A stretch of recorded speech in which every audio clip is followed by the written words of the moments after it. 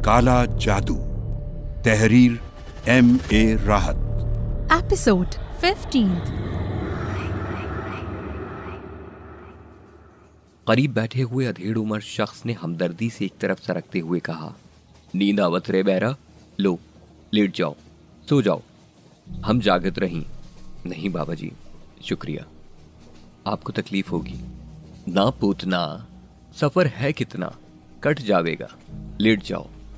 आप मुझसे बातें करें बाबा जी, चुपचाप बैठा हुआ था इसलिए नींद की झोंके आने लगे। मैंने मुस्कुराकर कहा, तुम्हारी मर्जी, आप कहाँ जा रहे हैं बाबा जी? बेकानीर, हमारी बिटिया की ससुराल है वहाँ, उसे लेने जावे हैं। कहाँ के रहने वाले हैं? गांव हमार रतोली रहे, तक्के का काम करे हैं वहाँ, 20 घर लगा रखे हैं, मौला गुजर करवा देता है। मोहम्मद शख्स ने कहा, मगर उसके अल्फाज मेरे लिए किसी धमाके से कम नहीं थे। रतोली का नाम मेरे लिए बड़ी अहमियत का हामिल था। मैंने किसी कदर बेसब्री से पूछा, आप रतोली के रहने वाले हैं? हाँ बेरा, क्यों, क्या नाम है आपका? इमाम बख्श। बाबा इमाम बख्श, आप तो वहाँ के रहने वाले सब लोगों को जानते होंगे। वहाँ पुरखों से आबाद हैं, पर अब नई नगरी बस गई है, वहाँ कुछ नए लोग आबाद हुए हैं। वहाँ एक नेक बुजुर्ग रहते थे, बड़े सच्चे और दीनदार आदमी थे, उनका नाम भूल गया हूँ, पुराने आबादकार थे।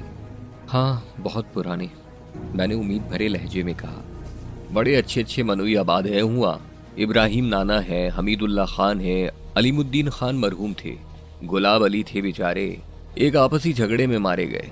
दिमाग में एक छनाका सा हुआ, एक नाम शनासा था 100%। चांद खान ने यही नाम लिया था, अलीमुद्दीन खान। हाँ, यही नाम था। मैंने बेख्तियार पूछा, हाँ अलीमुद्दीन खान? अरे हाँ, फौत हो गए बेचारे, दमा दम लेकर टला उन्हें तो, दमे के मरीज थे और उम्र भी 80 साल हो गई थी ना। इंतकाल हो गया उनका? मैंने डूबती आवाज में पूछा। लो, आज की बात है, 7-8 साल हो गए कोई। मैंने कोई जवाब नहीं दिया। अजीब सी कैफियत हो रही थी, रोशनी अंधेरा, रोशनी अंधेरा, यही हुआ था आज तक। बाबा, वहाँ एक पुरानी मस्जिद थी जिसमें किसी नामालूम बुजुर्ग का मजार था। बिलाखिर मैंने कहा, उसी पर तो झगड़ा चला था। किसी कमजात ने सरकार से 8 बीघ जमीन खरीदी थी और पुरानी मस्जिद की जमीन भी उसी जमीन के बीच आ गई थी। वो वहाँ आबादी करना चाहता था, सो उसने मस्जिद पर भी नजर डाली। अलीमुद्दीन साहब और दूसरे लोग साथ में उठ खड़े हुए। बस भैया लठ चले सरेआम, 6 आदमी मारे गए। झगड़ा बहुत बढ़ गया था, फिर मुकदमा चला और फैसला उसी कमबख्त के हक में हो गया जिसने सरकार से जमीन खरीदी थी, जिसकी लाठी उसी की भैंस भी। वकीलों ने कहा कि मस्जिद पुरानी है और इसे इस्तेमाल नहीं किया जाता। फैसला हो गया था, मगर काफी लोग काफी अरसे तक डटे रहे, और जब भी उस बदबख्त ने मस्जिद की तरफ हाथ बढ़ाए, गांव के काफी सारे लोग सर पर कफन बांधकर आ गए। खूब लड़ाई झगड़ा और पकड़ धकड़ रही। आधी बस्ती तो इसी झगड़े में खाली हो गई थी। फिर एक बुजुर्ग को ख्वाब में एक बशारत हुई। मस्जिद के मजार के बुजुर्ग ने कहा कि जमीन अल्लाह की है, हम खुद यहाँ से हटे जाते हैं, बाकी लोगों को कोई नुकसान नहीं पहुंचना चाहिए। बुजुर्ग की बात सबने मानी और उस कमबख्त ने अपना काम कर दिखाया, और बिलाखिर वहां पर एक नई नगरी आबाद कर दी गई। ये है वहां की कहानी। अलीमुद्दीन साहब का तो 7-8 साल पहले ही इंतकाल हो गया था। मैं खामोशी से ये सब कुछ सुनता रहा। मेरे दिल में एक अजीब सी हूक उठ रही थी। यही हो रहा है, शुरू से यही हो रहा है। भूरिया चरण हर रास्ता रोक लेता था। तकदीर अगर कभी कुछ सामने लाती भी तो भूरिया चरण खेल ही खत्म कर देता। क्या इस बदबख्त का कोई तोड़ नहीं है? क्या वो सबसे बड़ा ज्ञानी है? उससे भी बड़े होंगे, सिफली उलूम के माहिर और भी होंगे। क्या उन सबको ऐसी ही कुव्वतें हासिल होती हैं? भूरिया चरण एक इंसान ही है और काले जादू का माहिर है, उसे इतनी बड़ी ताकत कैसे हासिल हो गई? और अगर उससे ज्यादा ताकत वाले सिफली उलूम के माहिर हैं, तो क्या उन्हें भूरिया चरण के खिलाफ इस्तेमाल नहीं किया जा सकता? या फिर उसके सामने ऐसी कुव्वतें ले आई जाएं जो मजहब से ताल्लुक रखती हों? भला काले जादू का एक माहिर कुरानी उलूम के सामने किस तरह टिक सकता है? अगर किसी बुजुर्ग की नजर वाकई मुझ पर हो जाए तो क्या मेरी कश्ती पार नहीं लग जाएगी? ये ख्याल दिल में अजीब से एहसास पैदा करने लगा। बेचारे इमाम बख्श सादा निगाहों से मेरा चेहरा देख रहे थे। फिर उन्होंने गर्दन हिलाते हुए कहा, रतोली गए हो भैया कभी? नहीं बाबा जी, मैं कभी नहीं गया। तो फिर अलीमुद्दीन खान के बारे में कैसे जानते हो? बस ऐसे ही नाम सुना था किसी से। और उस मज़ार के बारे में बहुत कुछ सुना था, जहाँ से लोगों को बड़ा फैज़ मिलता था। अरे उनकी क्या पूछते हो, वो तो रतौली संभाले हुए थे, जो पहुँच जाता मुराद पूरी हो जाती थी। यकीनन बाबा जी, यकीनन। वैसे बाबा जी, और भी ऐसे मज़ार होंगे जहाँ मुरादें पूरी हो जाती होंगी? लो भैया, बुजुर्गों से दुनिया खाली हो गई है क्या? अरे एक से एक पड़े हुए हैं। बाबा जी, आपको किसी ऐसी जगह का पता मालूम है? कोई ऐसे बुजुर्ग जिनका बड़ा नाम हो? कोई कमी है उनकी? दिल्ली जाओ, निज़ामुद्दीन औलिया रहमतुल्लाह अलैह। अजमेर जाओ, ख्वाजा साहब रहमतुल्लाह अलैह। कलेर शरीफ जाओ, साबिर रहमतुल्लाह। और फिर खुदा के नेक बंदे तो हर जगह हैं भैया। कोई मन्नत है तुम्हारी? हाँ, मैंने ठंडी सांस लेकर कहा। बाबा इमाम बख्श मुझे देखते रहे, शायद सोच रहे थे कि मैं उन्हें अपनी मन्नत के बारे में बताऊंगा। और जब मैं कुछ ना बोला तो वो भी खामोश हो गए। सफर जारी रहा और न जाने कब मेरी आंख लग गई। दिन की रोशनी में आंख खुली थी और गर्मी लग रही थी। रेल के पंखे न जाने क्यों बंद हो गए थे। बाबा इमाम बख्श भी मौजूद नहीं थे। हो सकता है रास्ते में उनका स्टेशन आ गया हो। रेल के पहिए रगड़ रहे थे, शायद ब्रेकें लग रही थी। कोई स्टेशन आ रहा था। खिड़की से बाहर खाली खाली इमारतें नजर आ रही थीं। मैं उन्हें देखने लगा। सांसी का स्टेशन था। पत्थर के सिल पर यह नाम लिखा हुआ पढ़ा था। बिलाखिर ट्रेन रुक गई, लेकिन बमुश्किल 2 मिनट। फिर विसल हुई और एक झटका लगा और ट्रेन रेंगने लगी। मेरी नजरें खिड़की से बदस्तूर बाहर प्लेटफॉर्म पर जमी हुई थीं, जहां इक्का दुक्का लोग नजर आ रहे थे। आगे वाले डिब्बों से इस स्टेशन पर उतरे हुए लोग अभी अपना सामान ही संभाल रहे थे। प्लेटफॉर्म के इंतहाई सिरे से मेरा डिब्बा गुजरा तो मैंने एक बुर्का पोश औरत को देखा, जो शायद अभी उतरी थी। उसने एक वजनी टोकरी संभाली हुई थी, जो अचानक नीचे गिर गई। टोकरी चटाई की बनी हुई थी और उसका हैंडल टूट गया था। कुछ सामान नीचे गिरा तो औरत ने घबराकर अपने बुर्के का नकाब उलट दिया और अचानक उसे देखते ही मेरी आंखों में एक चमक सी आ गई। ये सारा खेल एक लम्हे का था। मेरे डिब्बे ने प्लेटफॉर्म का आखिरी सिरा छोड़ दिया। ट्रेन रफ्तार पकड़ने लगी थी, मगर उस उल्टे हुए नकाब से जो चेहरा नमूदार हुआ था, उसने मेरे पूरे वजूद को लर्जा कर रख दिया था। वो शम्सा थी, मेरी छोटी बहन शम्सा। उफ, अपने खून को कैसे ना पहचानता। कुछ लम्हे तो मेरे हवास मौतल से रहे। सोचने की कुव्वतें मफलूज हो गई थीं और फिर अचानक एकदम होश सा आ गया। मैं दीवाना वार अपनी जगह से उठा। मुमकिन होता तो शायद चलती ट्रेन से छलांग लगा देता, मगर हाथ जंजीर पर जा पड़ा था और जहन ने उस वक्त साथ भी दिया था। चुनाचे पूरी कुव्वत से जंजीर खींच दी। लोग चौंक कर मेरी इज़्तिरारी हरकतों को देखने लगे। किसी ने कुछ कहा भी था, मगर मैं दरवाजे पर गया और आधा नीचे लटक गया। लोग चीखने लगे थे, मगर किसी के अल्फाज मेरी समझ में नहीं आ रहे थे। ट्रेन की रफ्तार फौरन ही मध्यम होने लगी और फिर वो इतनी मध्यम हुई कि मुझे जमीन नजर आने लगी। मैंने छलांग लगा दी। प्लेटफॉर्म काफी दूर हो गया था। पीछे क्या हुआ क्या नहीं मालूम नहीं, बस मैं बेतहाशा प्लेटफॉर्म की जानिब भाग रहा था। शम्सा, वो यहाँ क्या कर रही है? वो ट्रेन में तन्हा कहाँ से आई थी? मेरी छोटी बहन शम्सा। मेरे पैरों में ये सोचकर पंख लग गए थे। खासा फासला था, मगर मैंने बर्क रफ्तारी से तय कर लिया और प्लेटफॉर्म पर पहुंच गया। मेरा सांस बुरी तरह फूल रहा था। आंखों के सामने अंधेरा सा फैल रहा था, मगर मैं आंखें फाड़े शम्सा को इधर उधर तलाश कर रहा था, जो अब प्लेटफॉर्म पर नजर नहीं आ रही थी। यकीनन सामान संभाल कर बाहर निकल गई होगी। चुनाचे मैं स्टेशन से बाहर जाने वाले रास्ते की तरफ बढ़ गया। टिकट चेकर अपनी जगह से हट चुका था। मैं फौरन ही बाहर निकल खड़ा हुआ। चारों तरफ सन्नाटा था। बहुत कम ही लोग नजर आ रहे थे। मैंने हर तरफ नजरें दौड़ाई, मगर शम्सा कहीं नजर नहीं आई। कुछ फासले पर 2 तांगे खड़े हुए थे। एक आगे था और दूसरा उससे कुछ पीछे। तांगे वाला खड़ा अपने घोड़े की शाने सहला रहा था। मैं भागता हुआ उसके करीब पहुंच गया। भाई, अभी यहाँ तुमने किसी लड़की को देखा? मैंने फूले हुए सांस के साथ पूछा। तांगे वाला मुंह फाड़कर मुझे देखने लगा। एक लड़की बुर्का पहनी हुई थी, हाथ में टोकरी थी। मैंने फिर पूछा। हाँ जी, देखा है। तांगे वाला बोला। कहाँ गई? किधर गई है? मैंने बेकरारी से फिर पूछा। हमारे को क्या मालूम भाई। अरे तुम अभी कह रहे थे कि तुमने उसे देखा है। अरे भाई देखा तो था, मगर वो किधर गई हमें क्या मालूम। अच्छा, पैदल गई है? मेरा सांस थोड़ा बहाल होता जा रहा था। नहीं जी, सज्जू के तांगे पर गई है। ओह, तो ये कहो ना, चलो तुम भी चलो। میں اس کے تانگے پر چڑھ گیا اور تانگے والا حیرانی سے مجھے دیکھنے لگا۔ عجیب بے وقوف آدمی ہو، مجھے کیا دیکھ رہے ہو؟ چلتے ہو یا میں تمہارا تانگا لے جاؤں؟ میں نے دانت پیس کر کہا۔ ارے نہیں جی، مگر جاؤ گے کہاں؟ وہ اچک کر تانگے پر چڑھ گیا اور اس نے گھوڑے کی لگامیں تھام لی۔ آگے بڑھو، میں نے غرا کر کہا اور تانگے والا گھوڑے کو ٹکٹکانے لگا۔ سڑک پتلی سی اور ناہموار تھی، سرخ اینٹوں سے بنی ہوئی جو زیادہ تر جگہ جگہ سے ٹوٹی ہوئی تھی، اور ان پر جگہ جگہ گھوڑوں کی لید نظر آ رہی تھی۔ دور دور تک دکانیں اور عمارتیں ہی نظر آ رہی تھیں، بھدی، بدنما اور پلاسٹر سے محروم، مگر ساتھ ہی سناٹا بھی تھا، اور آگے جانے والا تانگا ابھی تک نظر نہیں آیا تھا۔ میں نے تانگے والے کے شانے پر ہاتھ رکھا اور وہ اچھل پڑا۔ میرے رویے اور انداز سے شاید وہ کچھ خوفزدہ سا ہو گیا تھا۔ کیا بات ہے صاحب؟ اس نے سہمی ہوئی آواز میں پوچھا۔ معاف کرنا دوست، وہ برقع پوش لڑکی میری بہن ہے، مجھ سے بچھڑ گئی ہے، اور بہت دنوں کے بعد وہ یہاں مجھے نظر آئی ہے، اس لیے میں تھوڑا پریشان ہو گیا ہوں۔ ذرا تانگے کی رفتار تیز کر کے سجو کے تانگے کو پکڑو، جتنے پیسے مانگو گے دوں گا۔ اچھا جی۔ اس نے ایک طرف اڑسا ہوا سانٹا نکال دیا اور پھر گھوڑے کو ہدایت دینے لگا۔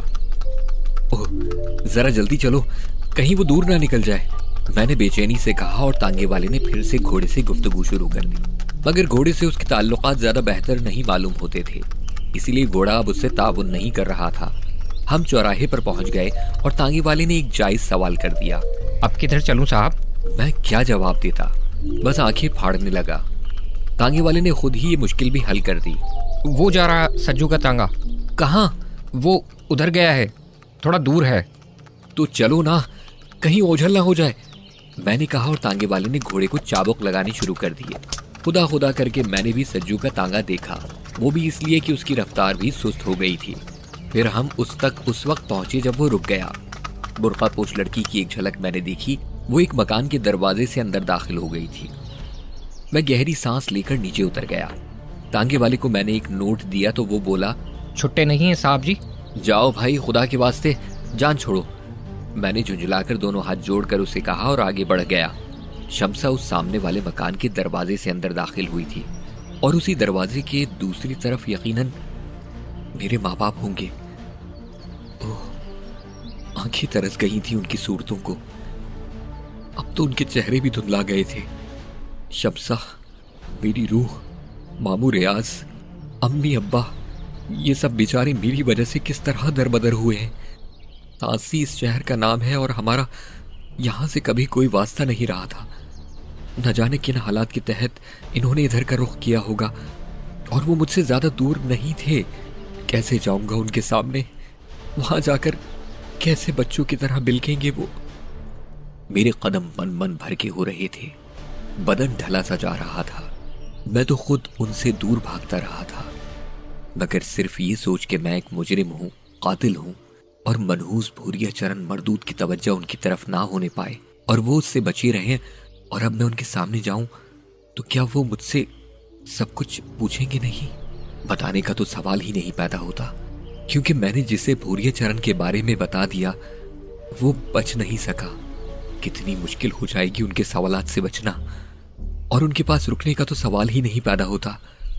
بس ان سے ملوں گا، دل ہلکا کروں گا، اتنا کہوں گا کہ وہ میرے لیے صرف دعا کریں، خدا سے میری مشکل دور کرنے کے لیے گڑ گڑائیں۔ میں اس عذاب سے نکلا تو ان کی خدمت میں ضرور حاضر ہوں گا، ورنہ وہ مجھ پر صبر کر لیں۔ ہاں، محمود کی خیریت انہیں ضرور بتا دوں گا۔ ماموں ریاض کے بارے میں پوچھوں گا ضرور کہ وہ کس کے ساتھ شکتی پور گئے تھے۔ یہ سارے خیالات ان چند قدموں کا فاصلہ طے کرتے ہوئے دل میں آئے تھے۔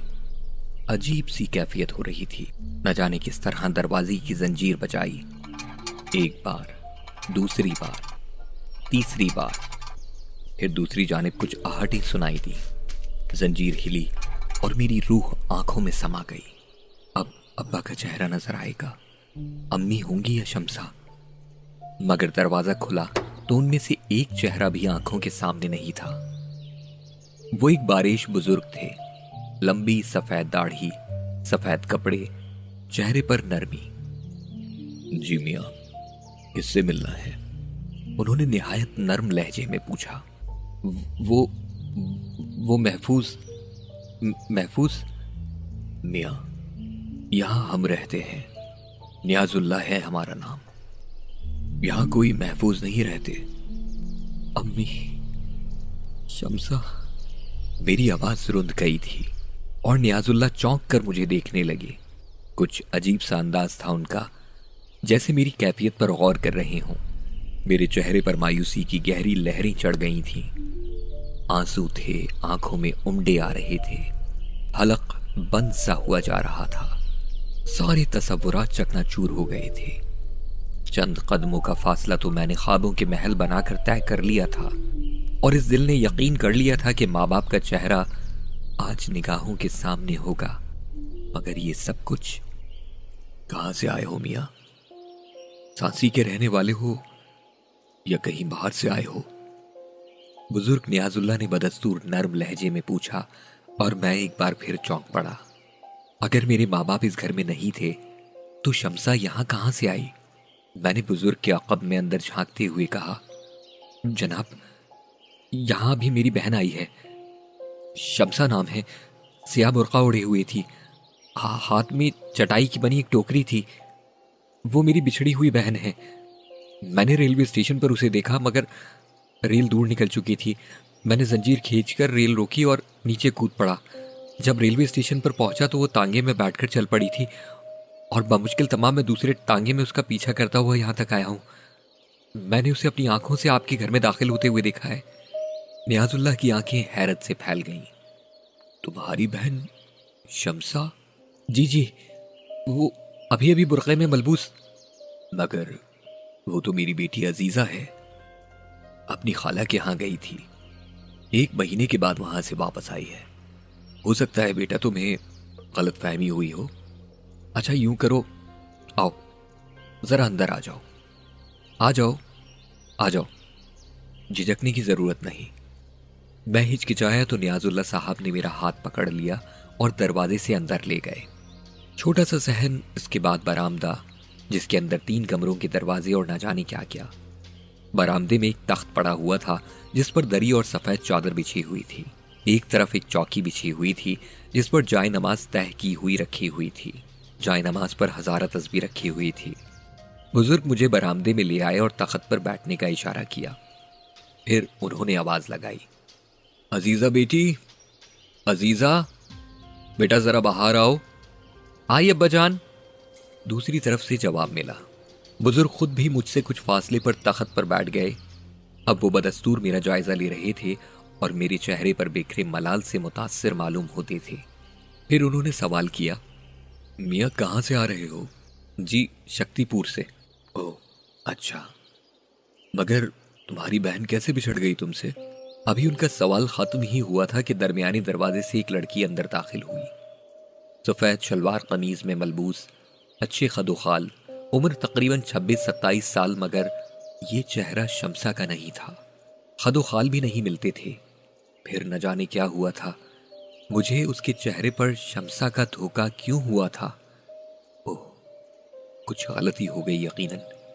میں نے تو شمسا کو ہی دیکھا تھا، ہو سکتا ہے اس بے وقوف تانگے والی نے، مگر نہیں۔ لڑکی مجھے دیکھ کر ایک دم ٹھٹک گئی۔ اس نے واپس دروازے کے اندر جانا چاہا، لیکن نیاز اللہ صاحب کی آواز ابھری، آ جاؤ بیٹی آ جاؤ۔ لڑکی ٹھٹکتی ہوئی برآمدے میں آ گئی۔ میری نگاہیں جھک گئیں۔ نیاز اللہ صاحب مسکرا کر بولے، میاں اب فیصلہ کرو، یہ تمہاری شمسا ہے یا ہماری عزیزہ؟ میں جلدی سے تخت سے نیچے اتر گیا اور شرمندہ لہجے میں بولا، میں بہت شرمسار ہوں، انتہائی معافی چاہتا ہوں، مجھ سے شاید غلطی ہو گئی ہے۔ ارے تو اٹھ کر کیوں کھڑے ہو گئے بھائی؟ ہماری عزیزہ اگر تمہاری بہن شمسا بن جائے تو ہمیں تو کوئی اعتراض نہیں ہے۔ کیا بات ہے ابا میاں، کون ہیں یہ؟ اسٹیشن سے تمہارا پیچھا کرتے ہوئے آئے ہیں، بلکہ تمہاری وجہ سے اپنا سفر کھوٹا کر چکے ہیں۔ میں سمجھی نہیں ابا میاں، اسٹیشن پر آپ برقع اڑی ہوئی تھیں، آپ کے ہاتھ میں ایک ٹوکری تھی جس کا ہینڈل ٹوٹ گیا تھا، کیا ایسا ہوا تھا؟ میں نے سوال کیا۔ جی ہاں، ایسا ہی ہوا تھا، لڑکی نے کہا، اور میرے دل میں امید کی آخری شمع بھی بجھ گئی۔ مجھے ایک لمحے کے لیے یہ خیال آیا تھا کہ تانگے والے کی غلط رہنمائی سے میں یہاں آ گیا ہوں۔ ہو سکتا ہے شمسا کسی اور سمت نکل گئی ہو، मगर टोकरी के वाकई का एतराफ इस बात की जमानत था कि मेरी आंखों ने ही धोखा खाया। ऐन उसी वक्त दरवाजे पर दस्तक हुई और नियाजुल्लाह साहब चौंक कर उधर देखने लगे। सहर, जादू और पुरस्कार कुव्वतों की इन दास्तानों का अगला हौलनाक मोड़ क्या होगा? काला जादू का बकिया हिस्सा और मजीद नॉवेल सुनने के लिए अभी गोया ऐप सब्सक्राइब करें। लिंक डिस्क्रिप्शन में मौजूद है।